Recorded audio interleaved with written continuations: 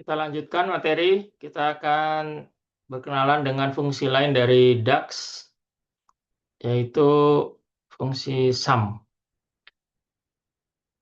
Fungsi sum perkalian menggunakan sum. Oke, kita akan coba dulu fungsi perkalian. Oke, kita coba misalkan angka 2 dikali dengan angka acak. Nah, ini eh, karena karena ini kolom, original, maka ini bisa kita ganti ya ininya. Bisa kita ganti em, sum-nya ini jadi average atau yang kita inginkan. Dan di sini ada beberapa pilihan. Oke, misalkan kita ingin melakukan perkalian, fungsi perkalian. Kalau kita membuat menggunakan kolom perkalian, kita misalkan ini perkalian menggunakan kolom. Nah, kita bisa lakukan misalkan latihan angka 2 dikali dengan latihan angka acak 1 ini. Oke, kita lihat hasilnya. Nah, kalau kita lihat di sini 30 yang A. Nah, dari mana 30? Nah, kita jangan berpikir 6 kali 15 harusnya 90, tapi ini 30. Karena kalau untuk fungsi perkalian seperti ini, kalau kita lihat di fungsi kita, latihan angka 2 dikali dengan latihan angka acak. Jadi data A, kalau kita kembali ke tabel view, yang kita kalikan tadi kan ini, angka 2 ini, dengan angka acak. Nah, di sini karena kita menggunakan kolom, maka dia muncul secara eksplisit kolomnya 2 dikali 5, 10. Lalu yang A lagi 2 dikali 4, 8. Lalu yang A lagi 2 dikali 6, 12. Nah, kalau kita lihat tadi kan hasilnya di sini 30. Hasilnya 30 dari mana 30? 10 tambah 8 ditambah 12, 30. Jadi setelah dikalikan per baris ini, per row, dia munculnya di sini di total 30. Di total 30. Nah, kita mungkin akan melakukan perkalian saat kita ingin menghitung pajak mungkin ya. PPN itu kan harga barang dikali dengan PPN 10%, sehingga totalnya eh, total yang kita bayar adalah termasuk PPN 10%. Nah, kalau kita membeli 2 atau 3 barang, maka ya memang seperti ini caranya. Dikalikan dulu setiap jenisnya, A, lalu nanti kan ditambah. Ibaratnya ini seperti yang total yang harus kita bayar, 30 ini misal.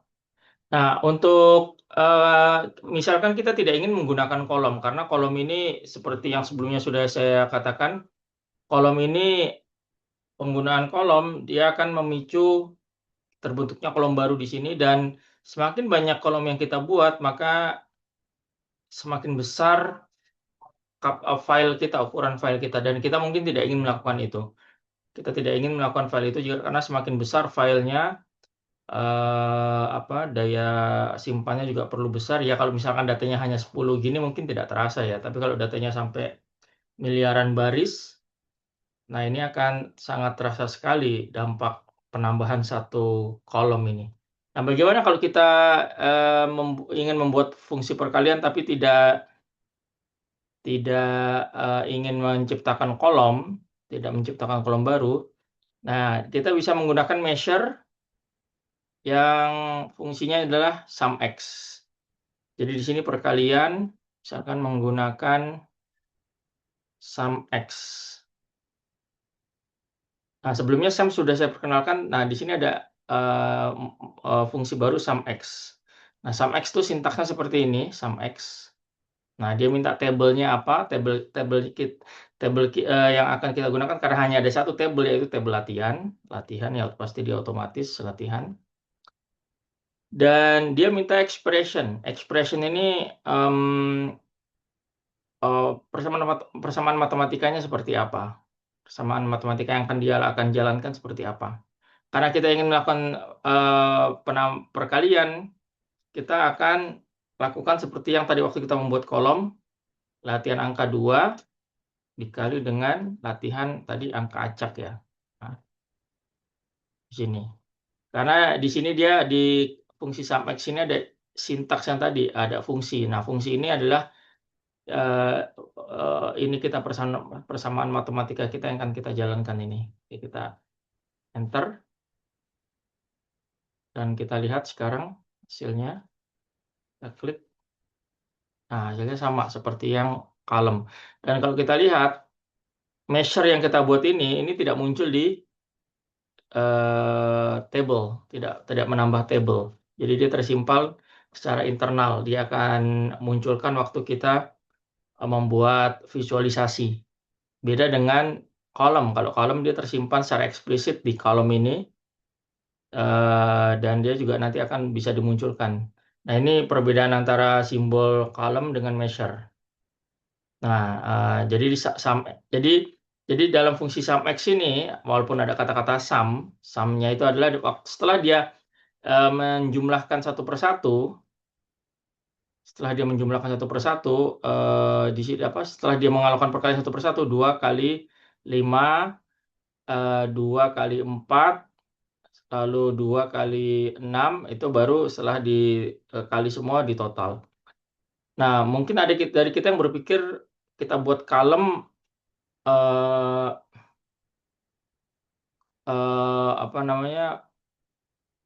menggunakan fungsi sum ya.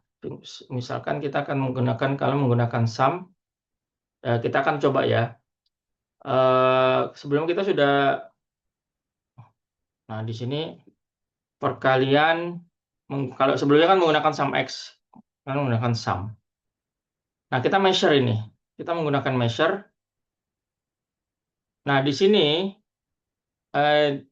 kita coba gunakan fungsi sum bukan dengan sum x ya, sum saja. Kita akan coba lihat latihan angka 2 ini. Mungkin ada yang berpikir seperti ini, langsung saja dikalikan dengan sum latihan angka acak ini kan. Nah, karena ini perkalian juga, kita akan mengalihkan kolom angka 2 dengan kolom angka acak. Nah, kita lihat, walaupun ini sama-sama measure, cuma harus hati-hati. Kita coba ya, kita tampilkan. Nah, dia hasilnya berbeda. Dia hasilnya berbeda di sini. Bagaimana cara berpikirnya yang untuk yang barusan kita buat ini, yang kita inginkan sebenarnya seperti ini, yang ini. Entah itu menggunakan kolom atau menggunakan measure. Cuma menggunakan measure lebih efisien dalam arti dia tidak menambah kapasitas file. Dan kalau kita menggunakan sum, fungsi sum seperti yang ini, kita lihat hasilnya 90 dari mana ini. Nah, karena dia measure, maka tidak muncul di sini. Dia tidak muncul di table view. Nah, 90 ini adalah perkalian dari 6 tambah 15, lalu yang B 4 tambah 14. Kenapa seperti itu? Karena kalau kita lihat, perhatikan fungsi sum yang di sini, dia akan mentotal seluruh dulu yang di A, di kolom A, misalkan di sini kan yang kolom A, yang ini ya kolom A, 2 ditambah 2 ditambah 2, karena dia ada 3 kali, maka muncul 6 sini kan. Lalu dia juga melakukan penjumlahan dulu yang untuk kolom angka acak, 5 ditambah 4 ditambah 6, 15. Nah, setelah ditambah, baru dia dikalikan. Nah, berbeda dengan yang sum x. Kalau yang sum x, dia dikalikan dulu per baris, setelah itu ditambah. Sedangkan yang barusan kita buat ini, yang sum biasa ini, dia ditambah dulu, setelah itu dikalikan. Maka itu di sini 6 tambah 15, 90. Sebenarnya kita inginkan kan yang ini sebenarnya. Jadi kita harus tahu dulu yang kita inginkan apa. Yang kita inginkan apa, apakah kita mau menjumlah dulu baru kita kalikan, maka itu akan menggunakan seperti ini, 90 ini. Atau kita mau mengalihkan dulu, baru setelah itu kita total, seperti yang ini. Nah, ini berbeda. Berbeda antara, jadi di sini ada 3 alternatif untuk perkalian, cuma hasilnya di sini berbeda. Yang untuk yang ini, operasi yang terakhir ini dia berbeda, walaupun sama-sama measure ya. Nah, ini antara sum dengan sum X. Jadi perlu dibedakan antara sum dengan sum X.